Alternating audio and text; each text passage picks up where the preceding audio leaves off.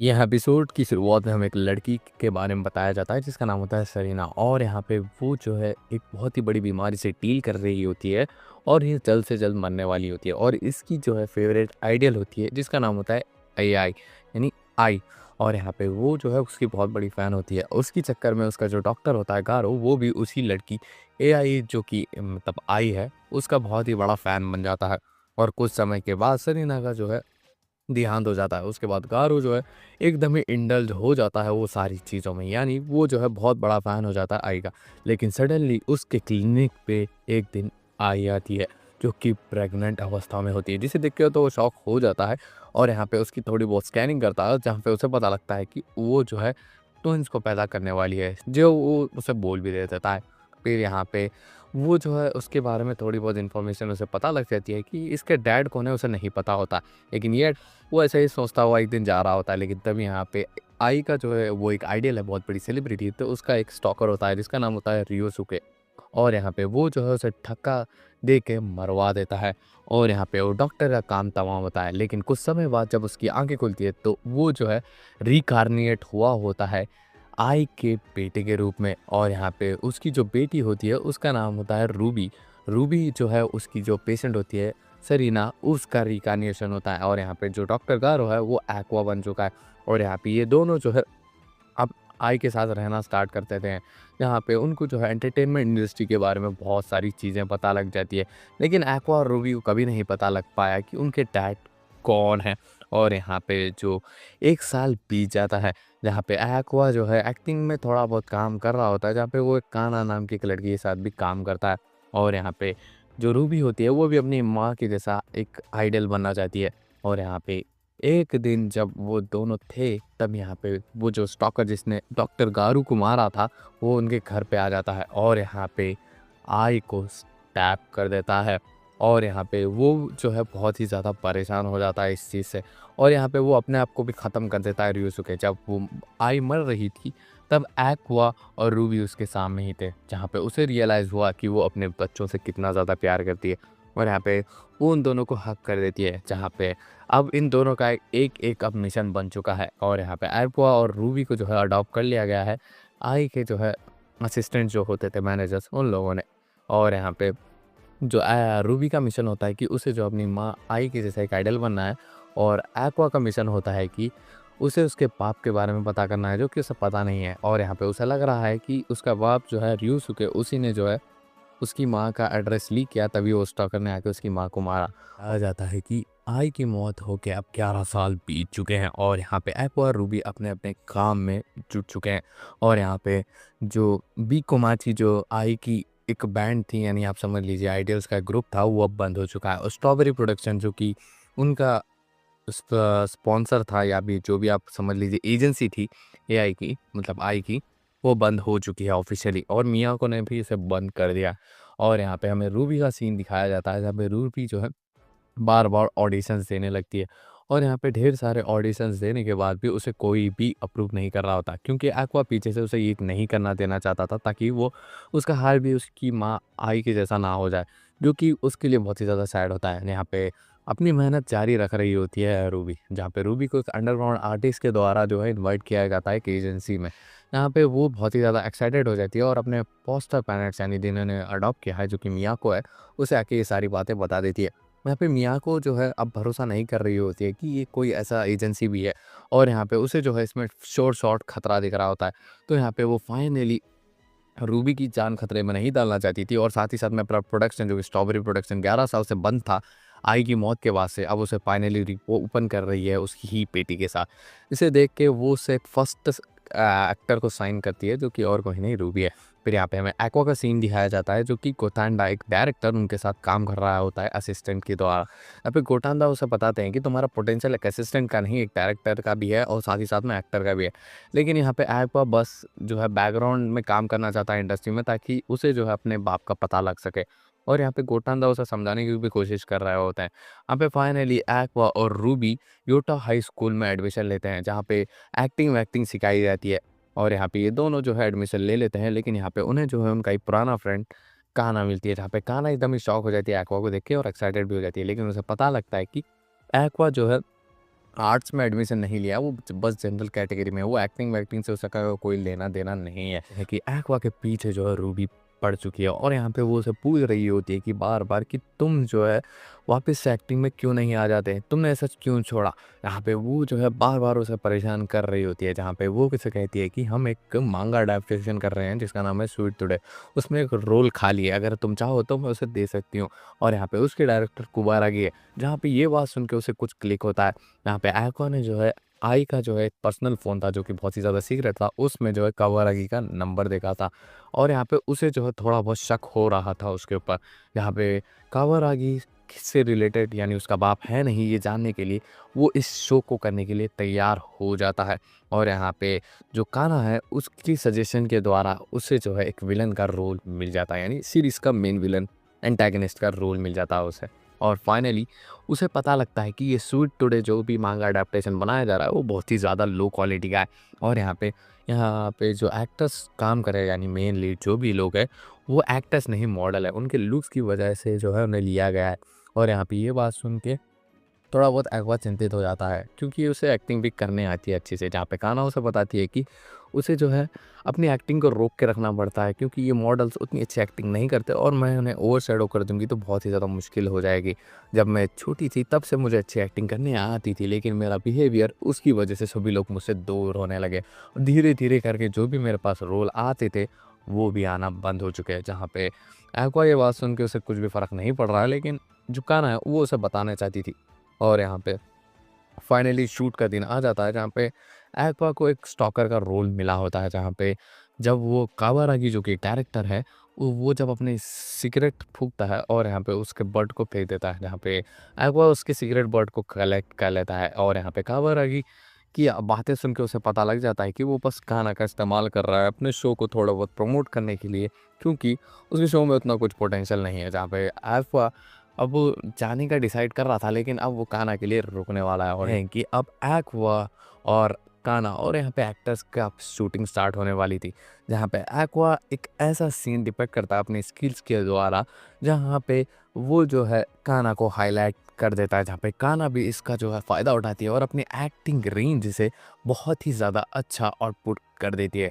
यहाँ पे social media पे इसकी बहुत ही ज़्यादा चर्चा होने लगती है। यहाँ पे सभी लोग कान्हा की एक्टिंग को वापस से बातचीत करने लगते हैं, यानी ट्रेंड में आ ही जाती है वो लड़की। फिर यहाँ पे हमें जो है उस ही शो जो कि स्वीट टुडे है उसकी पार्टी का सीन दिखाया जाता है, जहाँ पे एक्वा को पता लग चुका है कि कवारागी उसका डैड नहीं है, उसने उसका डीएनए टेस्ट करवाया था। और तब यहाँ पे उससे मिलने के लिए कावारागी ही आया होता है, जहाँ पे वो उसे बताता है कि तुमने बहुत ही ज़्यादा तगड़ा काम किया, लेकिन यहाँ पे मुझे जो है तुम्हारी माँ के बारे में कुछ पता है। जहाँ पे ये बात सुन के एक्वा शॉक हो जाता है। तब यहाँ पे वो बोलता है कि मैंने सुना है कि तुम अपने डैड को ढूंढ रहे हो, मुझे पता है कि आई जो है किसी के साथ बहुत ही ज़्यादा टाइम स्पेंड कर रही है। मैं उसका नाम तभी बताऊंगा अगर तुम जो है एक रियलिटी शो करने के लिए तैयार हो जाओ मेरे साथ, यानी मेरे प्रोडक्शन के अंदर। जहाँ पे ये बात सुन के एक्वा मान जाता है क्योंकि उसे डेस्परेटली जानना है कि उसका डैड कौन है। फिर यहाँ पे सीन चेंज होता है और यहाँ पे वो अपने स्कूल में आए होते हैं। यहाँ पे उनकी जो है मुलाकात वापस से कान्हा से होती है और यहाँ पे थोड़े और लड़कियों से भी होती है। मिनामी जो कि एक बहुत ही ज़्यादा पॉपुलर लड़की होती है और साथ ही साथ में फ्रील की भी एक लड़की होती है जिसके ग्रीन कलर के हेयर्स है, वो भी बहुत ही ज़्यादा पॉपुलर होती है। जहाँ पे अब ये सारी चीज़ें देख के रूबी को बहुत ही ज़्यादा अजीब लग रहा होता है क्योंकि उसने जो है अभी तक कोई कनेक्शंस भी नहीं बनाया और यहाँ पे इनकी उतनी वो पॉपुलर भी नहीं है। और यहाँ पे वो घर पे आके मिया को कहती है कि हमें स्ट्रॉबेरी प्रोडक्शन में और सारे आइडियल्स को जो है रिक्रूट करना चाहिए। जहाँ पे ये बात सुन के मिया को कहती है कि हमारे जैसे छोटे प्रोडक्शन हाउस में कोई भी नहीं आएगा। 11 साल पहले अगर ऐसी कोई बात होती तो को सब जने आने के लिए मरते थे इसमें, क्योंकि इसमें आई थी, लेकिन अब ऐसी बात नहीं है। तब यहाँ पे ये बात सुन के एक्वा कहता है कि हमें जो है जल्द से जल्द और सारे रिव्यूज़ डालने होंगे। मेरे हिसाब से तुम्हें जो है कान्हा से बात करनी चाहिए। है कि कान्हा बहुत ही ज़्यादा टेंशन में होती है क्योंकि वो अपने एक्टिंग करियर को खतरे में डाल के जो आइडल बनने का है उसके कॉन्ट्रैक्ट को साइन करती है ताकि वो एक्वा के पास और भी ज़्यादा आए, ताकि वो एक्वा को पसंद करती है ऑफ कोर्स फॉर रीज़न। यहाँ पे कान्हा को पता लगता है कि एक्वा एक रियलिटी शो कर रहा है, इसका नाम होता है my love with the star begins now, जिससे वो परेशान होती है। जहाँ पे इसमें कंसिस्टेंस का नाम होता है यूकी, जो कि एक फैशन मॉडल होती है, और दूसरा होता है नोबुयुकी जो कि एक डांसर होता है, और यहाँ पे तीसरी एक लड़की होती है जिसका नाम होता है अकाने, ये एक एक्ट्रेस होती है। चौथी चौथी एक लड़की होती है जिसका नाम होता है एमी, जो कि एक सोशल मीडिया इन्फ्लुएंसर होती है। और पाँचवा एक आदमी जिसका नाम होता है केंगो, जो कि एक कमाल का म्यूजिशियन होता है।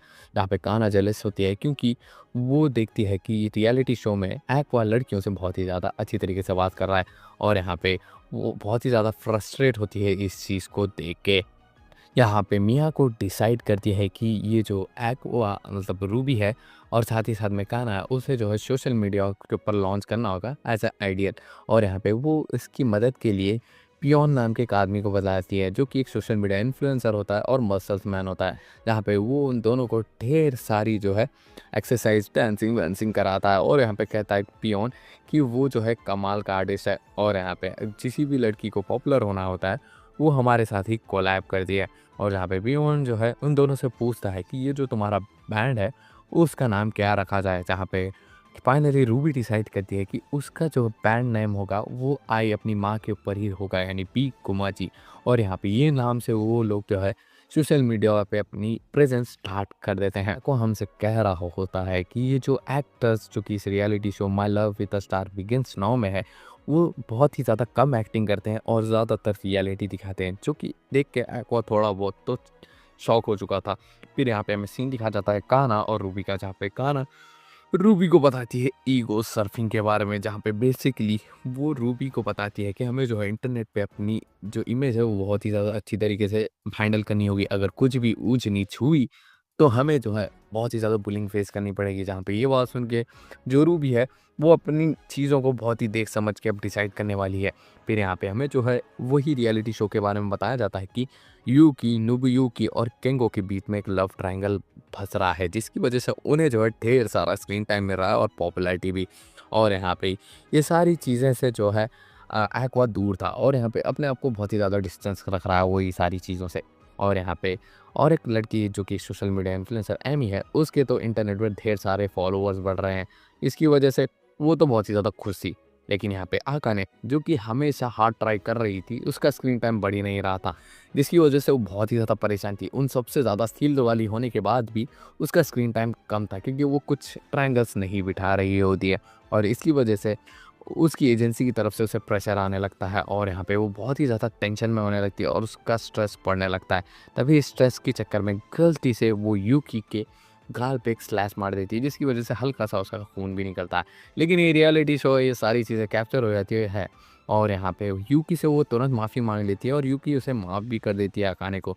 लेकिन इंटरनेट कहाँ रुकने वाला है, इंटरनेट उसे ढेर सारी बुलिंग करता है और यहाँ पे उसे हद से ज़्यादा परेशान कर देता है। और यहाँ पे उसे जो है इंटरनेट पे ढेर सारी बातें सुनाई जाती है और यहाँ पे उसको जो है बहुत ही ज़्यादा हरास किया जाता है इंटरनेट पे। इसकी वजह से वो बहुत ही ज़्यादा परेशान हो जाती है और डिसाइड करती है कि वो अब एक अटेम्प्ट लेगी सुसाइड का। और यहाँ पे वो कूदने ही वाली होती है, लेकिन तब यहाँ पे उसे एक्वा बचा लेता है और एक्वा ने बचा लिया है आकाने को। और यहाँ पे हमें सीन दिखाया जाता है कान्हा का, जहाँ पे वो रूबी को बताती है कि ऑनलाइन बुलिंग की वजह से ढेर सारी एक्ट्रेसेस, मॉडल्स और साथ ही साथ में आइडियल्स, एक्ट्रेसेस, ये सभी लोग आत्महत्या करते हैं। ये बहुत ही ज़्यादा कॉमन है, लेकिन ये लोगों को पता नहीं चलता। ये बहुत ही ज़्यादा बुरी चीज़ है जो कि नहीं होनी चाहिए, लेकिन ये हो रही है। फिर यहाँ पे हमें सीन दिखाया जाता है एक्वा और अकाने जो है पुलिस स्टेशन में होते हैं, क्योंकि ये सारी चीज़ें जो सुसाइड कमिट करने की कोशिश की थी उसकी वजह से। और यहाँ पे my love with the star begins now की पूरी कास्ट आ जाती है, यानी यूकी, नोबुयुकी, अकाने, एमी और केगनो, ये सारे लोग आ जाते हैं। जहाँ पे एक्वा को बहुत ही ज़्यादा गुस्सा आता है, क्योंकि जो इस रियलिटी शो के एडिटर्स हैं उन्होंने जो है फुटेज को एडिट कर दिया है, जिसकी वजह से जो है अब अकाने जो है लूज़र दिखाई जा रही है, यानी विलन दिखाई जा रही है। जहाँ पे वो उसे अकाने से कहता है एक्वा कि तुम अगर हो सके तो शो भी छोड़ सकती हो, जहाँ पे इसके लिए वो बिल्कुल ही मना कर देती है। जहाँ पे एक्वा डिसाइड करता है कि वो इसके लिए कुछ करेगा, जहाँ पे वो my love with the star begins now की सारी कास्ट से मिल के जो है एक वीडियो बनवाते हैं, जहाँ पे सभी लोगों को फाइनली क्लियरेंस मिलता है कि जो भी अकाने ने किया युगी के साथ वो एक गलतफहमी थी और यहाँ पे गलती से हुआ था। जहाँ पे इंटरनेट पे फाइनली उसकी सारी की सारी बुलिंग ख़त्म होती है। तब यहाँ पे जो यूकी और एमी होते हैं वो अकाने को सजेशन देते हैं कि उसे एक ऐसा कैरेक्टर अपनाना चाहिए जो कि एक्वा को पसंद आए, ताकि उन दोनों की रेलेवेंस शो में बनी रहे।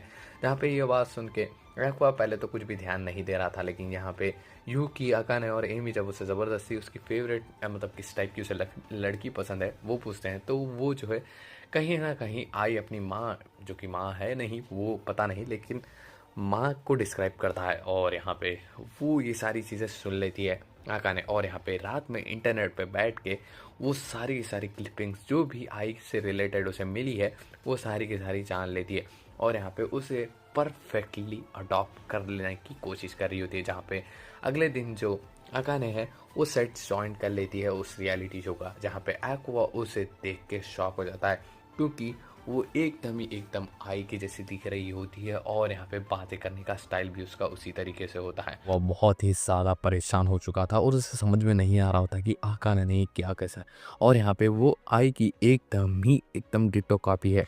और यहाँ पे उसको रियलाइज़ होता है कि उसकी फीलिंग्स अकाने और आई से रिलेटेड क्या है, और यहाँ पे उसे इस चीज़ का कोई भी अंदेशा नहीं होता। यहाँ पे उसे पता लगता है कि जो अकाने है वो प्रोफाइल बनाने के लिए एक्सपर्ट है, जहाँ पे वो उसका इस्तेमाल करना चाहता था इन फ्यूचर के लिए। जहाँ पे माय लव टुडे बिगन्स के जो कि फाइनल ड्राफ्ट आने वाला था, यानी अब वो शो एंड होने वाला था, उसमें जो है एक्वा अकाने को केस कर देता है, जो कि बहुत ही बड़ा इवेंट है उस सीज़न के लिए। जहाँ पे ये देख के जो काना है वो बहुत ही ज़्यादा रोने लगती है, क्योंकि उसे एक्वा पसंद होता है। और यहाँ पे वो लोग एक पार्टी में मिलते हैं, जहाँ पे उसका जो प्रोड्यूसर होता है कवरागी, जिसने उससे वादा किया था कि वो आई से रिलेटेड कोई इन्फॉर्मेशन एक्वा को देने वाला है, उसे कहता है कि 1 हफ्ते के बाद एक मीटिंग सेट रखेंगे, उस टाइम मैं तुम्हें सारी चीज़ें बता दूंगा। जहाँ पे एक्वा इसके लिए मान जाता है और यहाँ पे एक्वा जो है अकाने से मिलने के लिए आया था, जहाँ पे उन दोनों ने जो है फेक डेटिंग और ये सारी चीज़ें फेक की थी, ताकि उनकी जो है रेलेवेंस इस शो में बनी रहे। जहाँ पे ये दोनों अपने-अपने रास्ते चले आते हैं सभी लोग। तभी यहाँ पे एक्वा से बात करने के लिए एमी आई होती है, जहाँ पे उसे बोल रही होती है कि तुम्हारी और अकाने के बीच में कुछ चल रहा है ना? जहाँ पे एक्वा उसका कोई जवाब नहीं देता। जहाँ पे एमी उसे बताती है कि मैं भी एक आइडियल या फिर एक एक्टर बनना चाहती थी, लेकिन मैंने बहुत ही ज़्यादा अटेम्प्ट्स किए, मैं फेल हो गई। इसका मतलब ये नहीं कि मैं ट्राई नहीं कर सकती, लेकिन अब मन उठ चुका है मेरी सारी चीज़ों से। जहाँ पे एक्वा को रियलाइज़ होता है कि उसके जो है जो बी कोमाची, जो कि एक ग्रुप है उन्हीं का, रूबी उसकी बहन का, तो उसे कहता है कि तुम इस ग्रुप में क्यों नहीं आ जाती बी कोमाची का। जहाँ पे ये बात सुन के वो बहुत ही ज़्यादा खुश हो जाती है कि उसे भी एक चांस मिलने वाला है एक आइडियल बनने का। जहाँ पे वो इस चीज़ के लिए मान जाती है और इसकी जो एमी है वो अपना इंटरव्यू दे रही होती है, जहाँ पे थोड़ा बहुत अब मिया को उसके ऊपर शक होने लगता है। जहाँ पे वो बोलती है कि तुम्हारी जो एक्चुअल एज है वो बहुत ही ज़्यादा है और तुम हमें छोटी एज बता रही हो, है ना। यहाँ पे ये बात सुन के जो एमी है वो अब फाइनली कन्फेस कर देती है और यहाँ पे कहती है कि मैं अपनी जो यंगर लाइफ थी, यानी कुछ जब मुझे आइडियल बनना चाहिए था, तब मैं बहुत ही ज़्यादा काम करती थी, क्योंकि मुझे जो अपनी लाइफ भी सेट करनी होती, और इस चक्कर में मैं अपने आइडियल बनने का सपना ही रह गया, और इसकी वजह से मैं जो है सोशल मीडिया इन्फ्लुएंसर बन गई। जहाँ पे थोड़ा बहुत अब मिया को सोचने लगती है, लेकिन यहाँ पे रूबी आ जाती है, जहाँ पे उसकी सैड स्टोरी की वजह से ये दोनों ही मान जाते हैं उसे अपने आइडियल ग्रुप में बांधने के लिए।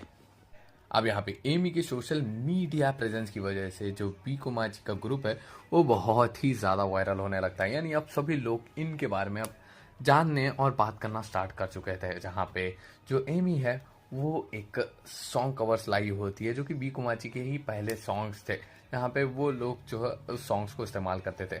जहाँ पे ये सभी लोग जो है अब ये सॉन्ग्स के ऊपर प्रैक्टिस करना स्टार्ट कर देते हैं। जहाँ पे रूबी और साथ ही साथ में जो एमी है वो बहुत ही ज़्यादा अच्छा कर रही होती है, लेकिन काना इन सबके पीछे हट जा रही होती है, यानी उनके लेवल के ऊपर कम्पीट नहीं कर पा रही होती, जिसकी वजह से वो बहुत ही ज़्यादा फ्रस्ट्रेटेड थी। और यहाँ पे जो काना है वो एक्वा के बारे में सोच रही होती है, जो कि किस उसने आकाने को किया था। तब यहाँ पे एक्वा भी आ जाता है, उसे जो है ड्रिंक ऑफर करता है, लेकिन वो उसे मना कर देती है और यहाँ पे नहीं लेती, जिसकी वजह से वो बहुत ही ज़्यादा रूड बिहेव करने लगती है उससे। तब यहाँ पे हमें एक मीटिंग रूम का सीन दिखाया जाता है एक्वा और कोबरागी का, जहाँ पे एक्वा को वो बताता है कि जो उसकी माँ आई है वो जो थिएटर में काम कर रही थी लालिका, उसी में किसी एक आदमी से वो बहुत ही ज़्यादा क्लोज थी। जहाँ पे ये बात सुन के एक्वा के कान खड़े हो जाते हैं। तब यहाँ पे वो बोलता है कि तुम लोगों ने बी कोमाची वापस से रिवाइव किया है ना, उसमें मैं अपना प्रोडक्ट प्रोड्यूस करने वाला हूँ उस चीज़ को, यानी तुम मेरे साथ जॉइंट हो जाओ। जहाँ पे वो जापान आइडल कंपटीशन के लिए उसके ग्रुप को बुलाता है। जहाँ पे ये बात सुन के वो सभी लोग खुश हो जाते हैं। जहाँ पे बी कोमाची में वो तीनों लड़के यानी रूबी, काना और एमी सभी लोग तैयार हो जाते हैं। जहाँ पे रूबी और एमी में झगड़ा होने लगता है कि लीड परफॉर्मर कौन होने वाला है। यहाँ पे इन दोनों के बीच में झगड़ा होता है, जहाँ पे वो लोग जो है कुछ सॉन्ग्स देखते हैं कान्हा के, जहाँ पे वो कान्हा के सॉन्ग्स देख के उन्हें पता लगता है कि ये जो है एकदम रूट है, लेकिन जब वो सॉन्ग्स में प्ले करती है तो बहुत ही ज़्यादा अच्छा होता है। कि रूबी और कान्हा और साथ ही साथ में एमी को, जहाँ पे रूबी और एमी डिसाइड करते हैं कि सेंटर स्टेज कान्हा लेगी, जहाँ पे वो बेसिकली शुरू में मना करने लगती है क्योंकि उसे प्रेशर हैंडल नहीं होगा। लेकिन तभी यहाँ पे उन दोनों को सिंग करता हुआ देख के वो भी सिंग करना स्टार्ट कर देती है, और यहाँ पे वो लोग थोड़ा रेस्ट कर रहे होते हैं। तभी यहाँ पे मिया को आ जाती है, जो कि उनकी हेल्प के लिए पियोन को लेके आई होती है। यहाँ पे पियोन इनकी मदद करता है और थोड़ी बहुत इन्फॉर्मेशन भी देता है। यहाँ पे पियोन वो और कोई नहीं एक्वा होता है, जो कि इनकी मदद करने के लिए बार बार आता है। फिर यहाँ पे हमें रात का सीन दिखाया जाता है रूबी और कान्हा का, जहाँ पे कान्हा के बारे में थोड़ा बहुत जान जाती है रूबी, और यहाँ पे उसकी मोटिवेशन के लिए भी कि वो इतना ज़्यादा अपने आप को स्ट्रेस डाउन क्यों कर रही है। फिर यहाँ पे पानी पीने के लिए कान्हा नीचे आती है और उसे पता लगता है कि पियोन और कोई नहीं एक्वा है।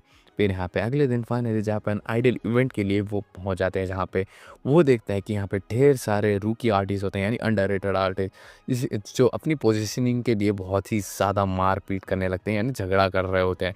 और यहाँ पे इस चक्कर में रूबी कान्हा के सामने आके बहुत ही ज़्यादा परेशान होते हुए कहती है कि इन सब के बीच में हम कैसे स्टैंड आउट करेंगे। तब यहाँ पे ये बात देख के जो कान्हा है वो उसे कहती है कि मुझे खुद बहुत ही ज़्यादा डर लग रहा है, इसीलिए मैं जो है लीड सिंगर का रोल नहीं करना चाहती थी। लेकिन तभी यहाँ पे उसे मोटिवेट करते हुए रूबी कहती है कि अगर हम हारे तो हारे, एटलीस्ट हम लोगों ने ट्राई तो किया। इस चीज़ को ध्यान रखेंगे, अगर हम कुछ बेहतर करना चाहते हैं तो पहले हमें कॉन्फिडेंट होना चाहिए। लेकिन हम हारेंगे तो उसका मतलब ये नहीं है कि हमने अपना 100% नहीं दिया, हमें पहले तो अपना 100% देना होगा। और फाइनली उन लोगों की बारी आ जाती है, जहाँ पे बैक स्टेज में जो कान्हा होती है वो एक्सेप्ट कर लेती है अपना role as a lead singer, यहाँ पे सेंटर ऑफ अट्रैक्शन। और यहाँ पे वो लोग अब स्टेज की तरफ आगे बढ़ने लगते हैं, और इसी के साथ फाइनली जो बीकोमाची है उनकी परफॉर्मेंस स्टार्ट हो जाती है, जहाँ पे वो लोग बहुत ही ज़्यादा अच्छा परफॉर्म कर रहे होते हैं, और इन सब से अच्छी कान्हा परफॉर्म कर रही होती है। लेकिन धीरे धीरे कान्हा का मोटिवेशन जा रहा होता है, क्योंकि ऑडियंस में सभी लोग रूबी और एमी को देखने के लिए आए होते हैं और उन्हीं का नाम चला रहे होते हैं। और यहाँ पे कान्हा हल धीरे धीरे डिमोटिवेट हो रही थी, लेकिन तभी यहाँ पे ऑडियंस में वो देखती है कि एक्वा उसके लिए चीयर कर रहा होता है, जिसे देख के कान्हा अपना मोटिवेशन पैक्ट कर लेती है, और यहाँ पे वो जो है बहुत ही ज़्यादा एनर्जी से अपनी परफॉर्मेंस देने लगती है, और इनका परफॉर्मेंस यानी बीकोमाची का हिट हो जाता है। और यहाँ पे ये लोग सक्सेसफुली ये सारी चीज़ें कर लेते हैं, जहाँ पे कार में जाते समय एक्वा जो है कान्हा से रिलेटेड सारी चीज़ें मिसअंडरस्टैंडिंग क्लियर कर देता है कि कान्हा से जो भी उसका रिलेशनशिप था वो बस उस शो के लिए था और प्रोफेशनल था। जहाँ पे ये बात सुन के जो कान्हा होती है वो रिलीफ फील होती है और बाकी नॉर्मल हो जाती है वो एक्वा के साथ। यहाँ पे एमी को रियलाइज़ होता है कि कान्हा, एक्वा और आकाने के बीच में एक लव ट्रायंगल बन रहा है, और यहाँ पे वो शॉक हो जाती है। तब यहाँ पे हमें काबुरागी का सीन दिखाया जाता है, जहाँ पे टोक्यो ब्लेड की लाइव अडेप्टेशन के लिए काबुरागी को कास्टिंग कॉल करने के लिए कहा गया था। फिर यहाँ पे हमें पता लगता है कि उसमें एक्वा भी कास्ट हो चुका है, आकाने भी कास्ट हो चुकी है, और काने भी। जहाँ पे आकाने और काने एक राइवल्स है, जहाँ पे आकाने, काने और यहाँ पे एक्वा के बीच में जो टोक्यो ब्लेड है उसमें लव ट्रायंगल होने वाला था, जो कि एक रियल लाइफ इंसिडेंट इनके साथ चल रहा है, जहाँ पे कान्हा और अकाने जो है चाइल्ड एक्ट्रेसेस रहे समय से एक दूसरे के दुश्मन थे, और यहाँ पे वो लोग एक दूसरे को अपने सामने कंट्रोल भी नहीं कर पाते, जहाँ पे उन दोनों को एक्वा को शेयर करना होगा शो में भी और रियल लाइफ में भी, जिसकी वजह से इन दोनों के बीच में बहुत ही ज़्यादा इंटेंस राइवलरी होने लगती है। और यहाँ पे एक्वा ये सारी चीज़ों को देख रहा होता है, और यहाँ पे हमें सीन दिखाया जाता है रूबी का। यहाँ पे रूबी अपनी माँ की खबर यानी आई की खबर की तरफ जा रही होती है, ताकि वो उन्हें और एक बार प्रे कर सके। जहाँ पे एक्वा डिसाइड करता है कि वो अपने डैड को ज़रूर से ज़रूर ढूंढ के रहेगा, और इसी के साथ पता लगता है कि जो बीकोमाची का ग्रुप है वो अब धीरे धीरे करके पॉपुलर हो रहा होता है, जहाँ पे एक्वा, काने और अकाने जो है अपने प्रैक्टिस सेशन में पहुंच चुके होते हैं, जहाँ पे उनके को स्टार मेल्ट, सकाया और साथ में ताकी भी होते हैं, जहाँ पे ये लोग जो है टोक्यो ब्लेड के स्टेज की प्रैक्टिस कर रहे होते हैं। जहाँ पे एक्वा के डायरेक्टर जिसका नाम होता है तोशुनो उसके करीब आना चाहता था, और यहाँ पे उसके साथ उस डायरेक्टर के साथ उसका एग्जीक्यूटिव प्रोड्यूसर सोमी भी होता है। जहाँ पे काना और साथ ही साथ में ताइकी की एक्टिंग एबिलिटीज़ बहुत ही ज़्यादा अच्छी होती है, जहाँ पे जो अकाने होती है वो कुछ भी खास नहीं कर पा रही होती है, क्योंकि उसका जो कैरेक्टर है साया वो था ही नहीं कोई इम्पोर्टेंट, जहाँ पे इसकी वजह से वो बहुत ही ज़्यादा दिक्कत में आ गई थी, जहाँ पे उसे स्क्रीन टाइम भी बहुत ही कम मिला था अकॉर्डिंग टू स्क्रिप्ट। जहाँ पे वो बात करने के लिए जाती है स्क्रिप्ट राइटर से, जहाँ पे गोवा बताता है कि ये सारी स्टोरी उसने पढ़ी है और इससे सारी चीज़ को मैंने 2 घंटे में ब्रेक डाउन किया है, और जो भी मैंने किया वो सही ही होगा। यहाँ पे उसका सपोर्ट सोमी भी कर रहा होता है जो कि एग्जीक्यूटिव प्रोड्यूसर है। और यहाँ पे वो बोलता है कि हाँ, अगर हम फिट नहीं करेंगे तो देखेंगे कौन, कैसे देखेंगे सारे लोग, 3 घंटे की फ़िल्म थोड़ी बना देंगे हम लोग। तभी यहाँ पे उन सभी से मिलने के लिए टोक्यो ब्लेड और स्वीट टुडे के आर्टिस्ट अबाई और योरुकी आती है, जहाँ पे वो स्टेज को अच्छे से देखते हैं, सबकी प्रैक्टिस सेशन देखते हैं, जहाँ पे ये जो योरिकी होती है वो देखती है और यहाँ पे वो डिसाइड करती है कि वो स्क्रिप्ट फिर से लिखेगी। और ये सारा प्ले देखने के बाद उसने डिसाइड किया होता है, सारी की सारी कास्ट अब जो है प्रैक्टिस कर रही होती है, जहाँ पे एक्वा जो है काना के साथ वापस से रिपेयरिंग होती है, जहाँ पे काने जो है बहुत ही ज़्यादा खुश होती है इस चीज़ से, लेकिन काने को बहुत ही ज़्यादा जेलेसी फील हो रही होती है। लेकिन तब यहाँ पे और एक कास्ट मेंबर जिसका नाम होता है मेल्ट, वो काना से मिलने के लिए आता है, जो कि उसके साथ स्वीट टुडे में भी काम कर चुका है। और यहाँ पे वो बोलता है कि इस पिछली बार से अब तक मैंने बहुत ही ज़्यादा एक्टिंग में अपनी इम्प्रूव कर दी है और मैं अब एक मॉडल भी नहीं, एक एक्टर भी हूँ साथ ही साथ में, जहाँ पे काना को उससे कोई खास फ़र्क नहीं पड़ रहा होता। तभी यहाँ पे जो टोक्यो ब्लेड की जो राइटर है यूरिकी और अबी को दोनों मिलते हैं, जहाँ पे यूरिकी थोड़ी बहुत चिंता में होती है क्योंकि उसे जो है फाइनल स्क्रिप्ट जो कि प्ले की लिखी गई है वो बहुत ही ज़्यादा टेंशन में हो रही होती है, उसे कन्विंस नहीं हो पा रही इस चीज़ से वो। तब यहाँ पे अबी को बहुत ही ज़्यादा चिंता हो रही होती है क्योंकि यूरिकी जो है प्रोडक्शन में बहुत ही ज़्यादा इन्वॉल्व हो रही है और साथ ही साथ में वो हो सकता है कि मुसीबतें भी खड़ी कर दे, जहाँ पे वो उससे टैकल करने की कोशिश कर रही होती है। जहाँ पे यूरिकी जो कि राइट ओनर है उस मांगा टोक्यो ब्लेड की, वो गोवा जो कि इस प्ले का राइटर है उससे बहुत ही ज़्यादा नाराज़ थी क्योंकि उसने बहुत ही ज़्यादा स्क्रिप्ट में चेंजेस कर दिए होते हैं, जो कि जो योरिकी ने इनपुट्स दिए थे उसको उसने कंसिडर भी नहीं किया। जहाँ पे बेसिकली एक पर्सन से जो है 6th पर्सन तक बात जाने में, जो कि उसने अपना इनपुट दिया था योरिकी, गोवा तक जाने में सब चीज़ें बदल गई और बहुत सारी चीज़ें ऐड ऑन हो गई और बहुत सारी चीज़ें मिस हो गई।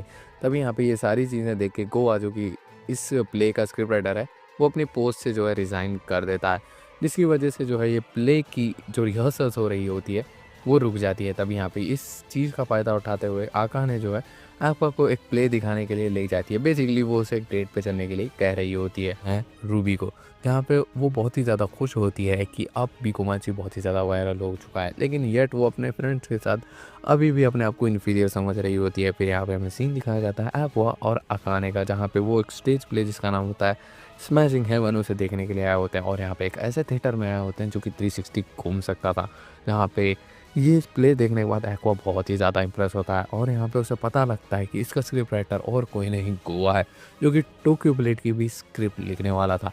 लेकिन ये सारी चीज़ें देख के उसे लग रहा होता है कि गोवा को वापस आना चाहिए और यहाँ पे उनसे मिलने के लिए रेडे आता है जो कि एग्जीक्यूटिव प्रोड्यूसर होता है और यहाँ पे वो दोनों बात कर रहे होते हैं। तब यहाँ पे एक्वा को एक प्लान है दिमाग में आता है। तब यहाँ पे वो अबिको को बुलाता है जो कि यूरिकी की बेस्ट फ्रेंड होती है, जहाँ पे वो उसे एक लिफाफा देता है और कहता है कि ये यूरिकी को दे देना।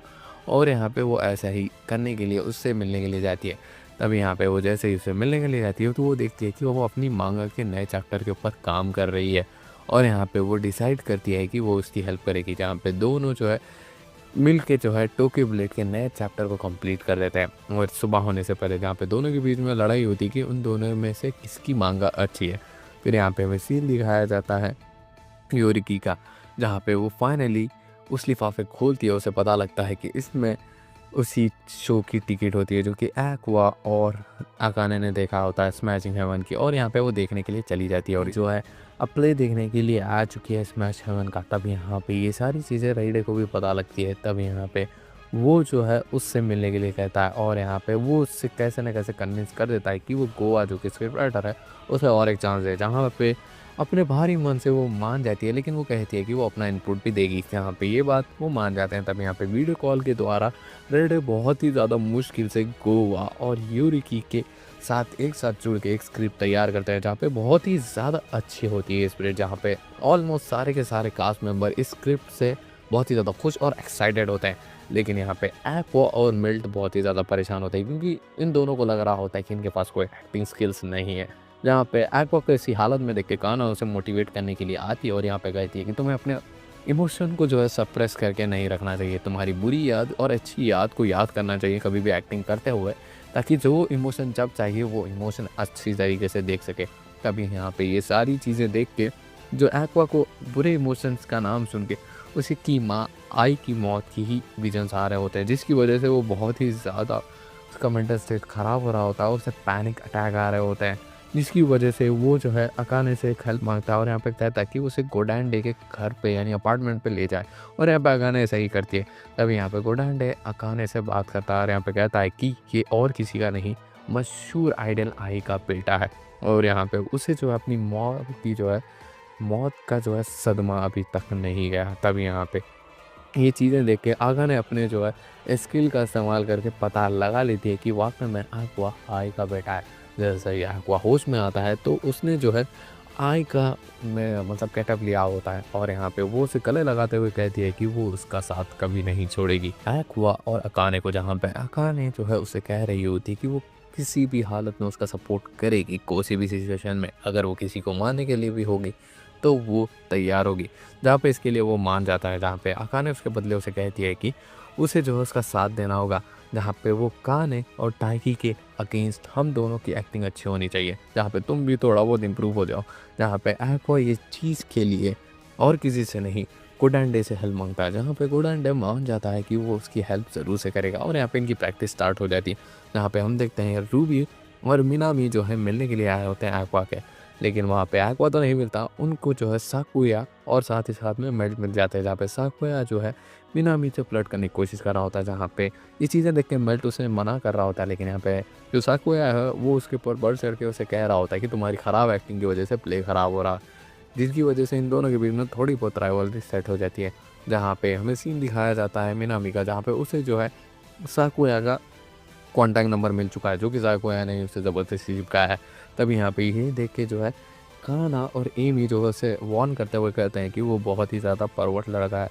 फिर यहाँ पे हम देखते हैं अभी भी जो है अकाने और काने के बीच में फाइट हो रही होती है, जहाँ पे दोनों एक दूसरे को जो है अच्छा बता रहे होते हैं।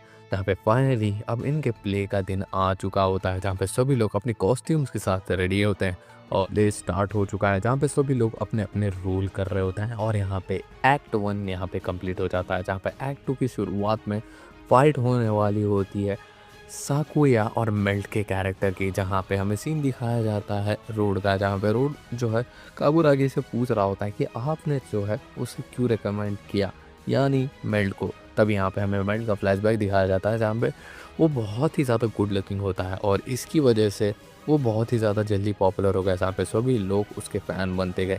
लेकिन यहाँ पे एक प्रॉब्लम थी, जहाँ पे वो अपने लुक्स की वजह से कभी अपनी एक्टिंग को प्रायोरिटी नहीं दे पाया और जब उसने एक्वा और कानी की एक्टिंग देखी तब उसे रियलाइज़ हुआ कि उसे एक्टिंग करनी चाहिए और उसे और भी ज़्यादा मेहनत करनी चाहिए इस चीज़ में। तभी यहाँ पे जो एक्वा ने उसे रिकमेंड किया होता है कि जब मेल्ट और यहाँ साकुया दोनों की फाइट होने वाली है उसमें ज़्यादा उसे फोकस करना चाहिए। तभी यहाँ पे सारी की सारी ऑडियंस जो कि मेल्ट को एक अंडररेटेड एक्टर यानी उसे बहुत ही ज़्यादा बेकार एक्टर समझ रही होती है, जब उसने अपनी परफॉर्मेंस उस बैटल में दी उसे देख के बहुत ही ज़्यादा क्रिटिक्स खुश होते हैं, यहाँ तक कि उसका अपोनेंट साकुया भी खुश होता है और यहाँ पे स्क्रिप्ट राइटर और मांगा राइटर योरिकी भी बहुत ही ज़्यादा खुश होती है कि एक्ट 3 की शुरुआत हो चुकी है, जहाँ पे अब फाइट होने वाली है काना और अकाने के कैरेक्टर की, जहाँ पे दोनों अपनी बैटल के लिए तैयार होते हैं। और यहाँ पे हमें फ्लैशबैक दिखाया जाता है कि अकाने जो है काने की बहुत ही बड़ी फैन थी और यहाँ पे उसे आइडलाइज करती थी, लेकिन जब उसने एक ऑडिशन के दौरान जब काना से वो मिली तब उसे रियलाइज़ हुआ कि जो काना दिखती है वो एक्चुअल है नहीं, उसके बाद बहुत ही ज़्यादा पोटेंशियल है, जहाँ पे इस वजह से वो उससे बात कर रही होती है। लेकिन यहाँ पे काना बहुत ही ज़्यादा इरिटेट हो जाती है और यहाँ पे ये सारी चीज़ें देख के अकाने को रियलाइज़ होता है कि वो अपने पोटेंशियल को रोक रही है और यहाँ पे वो साइकोलॉजिकल चीज़ों के लिए बहुत सारी रिसर्च करती है और यहाँ पे उसे रियलाइज़ होता है कि जो काना है वो अपने पोटेंशियल इसीलिए रोकती है ताकि दूसरों को भी स्पॉटलाइट मिल सके, ताकि ये चीज़ें चल सके। तब यहाँ पे प्ले में हम देखते हैं कि अकाने काना को वो चांस देती है और यहाँ पे काना स्टेप इन करने ही वाली थी, लेकिन वो अपना स्टेप बैक भी कर लेती है ताकि प्ले में जो अकाने का रोल है वो ग्लोरीफाई हो, और वो ये नहीं करती। इसी की वजह से जो अकाने बैक स्टेज में वो बहुत ही ज़्यादा नाखुश होती है कि काने अपना ट्रू पोटेंशियल नहीं दिखा पाई। तब यहाँ पे एक्वा आता है और यहाँ पे कहता है कि हम दोनों मिलके जो है काना को स्पॉटलाइट पे लाएंगे। और इसी के साथ ये वाला एपिसोड है बैक स्टेज का सीन, जहाँ पे काना और ताइके होते हैं, जहाँ पे ताइके काना को वार्न करता हुआ कह रहा होता है कि तुम्हें तुम्हारी एक्टिंग को होल्ड करना होगा ताकि अकाने एक्ट कर सके। जहाँ पे एक्वा, अकाने और ताइके और काना के बीच में फाइट होने वाली थी, जहाँ पे वो लोग फाइट कर रहे होते हैं। तब यहाँ पे एक सीन के दौरान जो है काना जो है एक्वा के पास आ जाती है, जहाँ पे एक्वा उसे ऐसे तो अपलिफ्ट कर रहा होता है। यहाँ पे सारी ऑडियंस का ध्यान उसके ऊपर होता है, काना के ऊपर। तब यहाँ पे काना भी रियलाइज़ करती है कि उसके ऊपर क्या प्रेशर था, जहाँ पे उसकी मॉम की जो ख्वाहिश थी कि उसे उसकी बेटी को एक्ट्रेस बनाना है, उस स्ट्रेस से, उस बर्डन से वो बहुत ही ज़्यादा परेशान थी और उसे कॉन्स्टेंटली काम चाहिए था और वो काम करना चाहती थी ताकि वो अपनी मॉम को इम्प्रेस करती रहे। जहाँ पे फाइनली काना अपनी एक्टिंग स्किल्स को होल्ड बैक नहीं करती, जिसकी वजह से अकाने, सारी ऑडियंस बहुत ही ज़्यादा शॉक थी और यहाँ पे वो तारीफ़ों के पुल बांध रहे होते हैं। तभी यहाँ पे जो प्रिंसेस अकाने है, जो इस एक्ट में प्ले कर रही होती है, वो मारी जाती है और यहाँ पे अब फाइनली टाइम होता है एक्वा का बदला लेने का, जो काना और ताइकी से। जहाँ पे उसे जो है गोटांडा की बात याद आती है, जहाँ पे वो बोलता है कि जब तुम्हें एक्टिंग के समय किसी को नफ़रत दिखानी है, तो तुम्हें वही पल याद करना होगा जब तुम्हें बदला लेना है किसी चीज़ का, किसी के ऊपर, तो हमेशा उस हिसाब से ही एक्ट करना। जहाँ पे ये देख के उसे आई का बदला लेने का ख़्याल आता है, जिसकी वजह से वो जो है बहुत ही ज़्यादा रेज में जो है ताइकी के ऊपर अटैक कर रहा होता है। और एक्वा की रेज वाली एक्टिंग देख के काफ़ी सारे लोग शॉक थे और उन्हें समझ नहीं आ रहा था कि सडन एक्टिंग बूस्ट आया कहाँ से। जहाँ पे ये सारी चीज़ें देख के जो एक्ट में चल रहा होता है, काना और ताइकी कहते हैं कि वो शॉट के द्वारा जो है उसे रिकार्निएट कर सकते हैं, यानी प्रिंसेस को, और वो ऐसा ही करते हैं। जहाँ पे इस टाइम किस चीज़ की एक्टिंग की ज़रूरत है? इमोशनल और खुशी, इमोशनल खुशी यानी इमोशनल हैप्पीनेस। तब यहाँ पे वो याद करता है कि अगर आई ज़िंदा होती तो वो कितना खुश होता और कितना इमोशनल होता। तब यहाँ पे वो जो है अकाने को गले लगाते हुए रो रहा होता है, जिसे देख के सभी लोग येट अगेन शॉक हो जाते हैं कि ये क्या कमाल की एक्टिंग कर रहा होता है। यहाँ पे ये प्ले और ये सारी चीज़ें अब यहाँ पे ख़त्म होती है। कास्ट मेंबर होते हैं, उनका डीएनए ले लेता है और यहाँ पे वो जो है किटांजी से पूछता है कि उसे क्या पता है। जहाँ पे ये बात सुन के वो बोलता है कि हाँ, मुझे इतना पता है कि जो ताइकी है उसे मैंने जो है एक ऑर्फनेज से अडॉप्ट किया था और उसके बाद यहाँ पे उसे लाके रख दिया। जहाँ पे वो लोग एक सक्सेस पार्टी टाइप में आए होते हैं, जहाँ पे सभी लोग अपना डिनर एंजॉय कर रहे होते हैं। तब यहाँ पे एक्वा जो है ताइकी से मिलने आता और यहाँ पे उसे पता लगाता है कि जो डीएनए टेस्ट उसने ताइकी का किया था, उससे पता लगा है कि एक्वा और ताइकी सौतेले भाई है और ये सारी चीज़ें वो ताइकी को बता देता है इसी के साथ ही। जहाँ पे ताइकी बताता है कि हाँ, उसे उसकी फैमिली मेम्बर्स के बारे में पता है। उसकी माँ आयरी है जो कि एक एक्ट्रेस थी और उसका बाप ओहारा, वो भी एक्टर थे, लेकिन दोनों ने डबल सुसाइड अटेम्प्ट की और यहाँ पे वो ख़त्म हो चुके हैं। जहाँ पे ये सुन के एक्वा को फाइनली रिलीफ मिलता है और यहाँ पे उसका जो एम्बिशन था वो अब यहाँ से टूट जाता है और यहाँ पे फाइनली वो अब सुकून की सांस लेने लगता है। यहाँ पे हमें सीन दिखाया जाता है एक्वा, काने और हियामी का, जहाँ पे वो लोग सोच रहे होते हैं कि बीकोमाची का 1 मिलियन सब्सक्राइबर्स कैसे करें और यहाँ पे वो सभी लोग डिसाइड करते हैं कि वो रूम टूर करेंगे अपने अपने रूम का, जहाँ पे रूबी को कुछ ना कुछ करना होगा क्योंकि उसके रूम में ढेर सारे आई के पोस्टर्स होते हैं। जहाँ पे वो सोच रही होती है क्या उसे अपने पोस्टर हटा देने चाहिए ताकि किसी को भी ना पता लगे कि जो आई हो उसके कोई बच्चे भी हुए करते थे। जहाँ पे वो सोच ही रही होती है कि वो क्या करे और क्या नहीं, और यहाँ पे वो आई के बारे में सोच के खुश हो रही होती है। और यहाँ पे अब जो एमी है वो और एक प्लान सजेस्ट करती है, रूम टूर के साथ वो एक म्यूज़िक वीडियो भी शूट करेंगे। तब यहाँ पे मिया को कह रही होती है कि हमने जिसे म्यूज़िक कंपोज करने के लिए रखा है वो अभी तक कंपोज नहीं कर पाया, जिसका नाम होता है हिमारो, जो कि अब उसके पास कोई मोटिवेशन टाइप कुछ नहीं होता। तभी यहाँ पे जो रूबी होती है वो एक इसे वीडियो भेज रही होती है और यहाँ पे उसे मोटिवेट करने की कोशिश कर रही होती है। तभी यहाँ पे जो एक्वा होता है वो भी इन लोगों के साथ जाने के लिए मान जाता है और यहाँ पे वो वही जगह पे जा रहे होते हैं जहाँ पे ये सारी चीज़ें स्टार्ट हुई, यानी जो एक्वा का पिछला जन्म है जहाँ पे वो डॉक्टर था वही सिटी में वो जा रहे होते हैं। हम देखते हैं काने, आइमी और रूबी बहुत ही ज़्यादा एक्साइटेड होते हैं मियाज़ाकी जाने के लिए। तभी यहाँ पे जो काने होती है वो एक्वा को रेकमेंड करती है कि उसे एक नया सूटकेस लेना चाहिए, जहाँ पे एक्वा मान जाता है। जहाँ पे दोनों ढेर सारी शॉपिंग करते हैं और यहाँ वहाँ घूमते हैं और एक बैग भी खरीद लेते हैं। जैसे ही काने अपने घर को आती है उसे रियलाइज़ होता है कि क्या वो एक्वा को कभी डेट भी कर सकती है, उसका और अकाने का क्या रिश्ता है। यहाँ पे अगले सीन में हम देखते हैं एक्वा और अकाने को यहाँ पे एक्वा आज रियलाइज़ कर लेता है और यहाँ पे वो कहता है कि आज वो ब्रेकअप करेंगे, जहाँ पे इसका अंदाज़ा जो है अकाने को था ही। और यहाँ पे एक्वा जो है एकदम ही परेशान था और साथ ही साथ में खुश भी था कि उसका डैड अब मर चुका है, तो ये सारी चीज़ें अब ख़त्म होगी और उसे अकाने की भी कोई ज़रूरत नहीं है। तब यहाँ पे वो जो है एक्वा अकाने को सारी चीज़ें बता देता है और यहाँ पे बोल भी देता है कि उसके डैड अब नहीं है, तो कोई भी उसके ऊपर रिग्रेट नहीं है, ना भी उसे कोई मिशन अप करना है। जहाँ पे उसकी पूरी स्टोरी सुनते हुए जहाँ पे अकाने को कुछ ना कुछ गड़बड़ लग रही होती है स्टोरी में और यहाँ पे उसे रियलाइज़ होता है कि उसका डैड अभी भी ज़िंदा है। यहाँ पे वो सोच रही होती है कि ये बात एक्वा को वो बताए या फिर नहीं। यहाँ पे हमें सीन दिखाया जाता है रूबी का, जहाँ पे वो अपनी माँ आई की जो है ग्रेव पे फ्लावर्स रखने के लिए जा रही होती है, लेकिन तभी यहाँ पे उसके सामने से एक आदमी गुजर रहा होता है। वो और कोई नहीं, एक्वा और रूबी का डैड होता है, जहाँ पे वो रूबी को जानता था। वो सभी लोग मियाज़ाकी की ट्रिप के लिए तैयार हो जाते हैं, जहाँ पे एक्वा ने अकाने को भी बुलाया होता है, जिसकी वजह से रूबी तो खुश होती है, लेकिन काना नहीं। उसे बहुत ही ज़्यादा फ्रस्ट्रेशन होती है जब यहाँ पे वो मियाज़ाकी पहुँच जाते हैं। यहाँ पे एमी की एक फ्रेंड होती है जिसका नाम होता है मैनो मैन, वो उसके साथ शूटिंग करने के लिए तैयार स्टार्ट हो जाते हैं। तभी यहाँ पे जो एक्वा है वो अकाने के साथ अपने रियल सेल्फ जो कि गोरो है उसे ढूंढने के लिए जाता है, जहाँ पे उसे पता लगता है कि वो अभी भी मिसिंग है। जहाँ पे जिस चट्टान से वो गिरा था, तो वहाँ से वो देख रहा होता है। उसे पता लगता है कि उसकी बॉडी अभी भी वहीं नहीं है, जहाँ पे वो जो है उसके रूम में पहुँच जाता है और किसी के नहीं, गोरो खुद अपने एक्वा, जहाँ पे वो अकाने को ऐसा बताता है कि वो कोई उसका फ्रेंड या फिर एक फैमिली मेम्बर हो। तब यहाँ पे दूर से उन दोनों को एक लड़की देख रही होती है, जो कि उन दोनों को नहीं पता होता।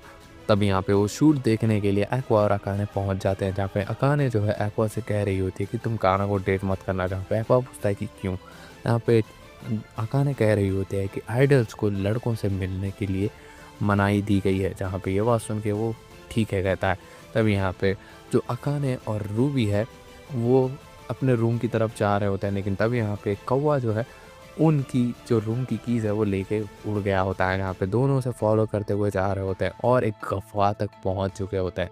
जैसे ही वो गुफ़ा के अंदर जाते हैं, उन्हें मिलती है बॉडी और वो और किसी की नहीं, गोरो की होती है, जिसे देख के जो है रूबी शॉक हो जाती है। लगता है रूबी मेंटली डिस्टर्ब हो चुकी होती है गोरो की बॉडी को देखते हुए, जहाँ पे एक्वा अकाने को सारी चीज़ें बता देता है। जहाँ पे ये सारी चीज़ें अब हट जाने की वजह से अब एक्वा जो है अकाने के साथ एक रियल रिलेशनशिप में आता है और यहाँ पे उसे किस भी कर लेता है।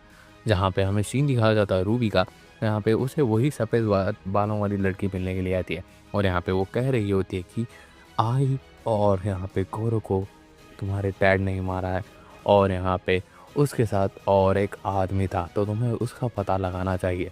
जहाँ पे रूबी जो है एक जगह पे बैठी हुई होती है और सोच रही होती है कि एक्वा का शुरू से ही एम यही था, ताकि वो अपने डैड को ढूंढ सके और यहाँ पे ये सारी चीज़ें ख़त्म कर सके। अब मैं भी यही करने वाली हूँ और यहाँ पे हमें 6 महीने का जो है टाइम जंप दिखाया जाता है, जहाँ पे बीकूमाची का नया सॉन्ग पॉप इन 2 रिलीज़ हो चुका था, जो कि एक इंस्टेंट हिट हो जाता है, जो कि ग्रुप को बहुत ही ज़्यादा वायरल कर देता है।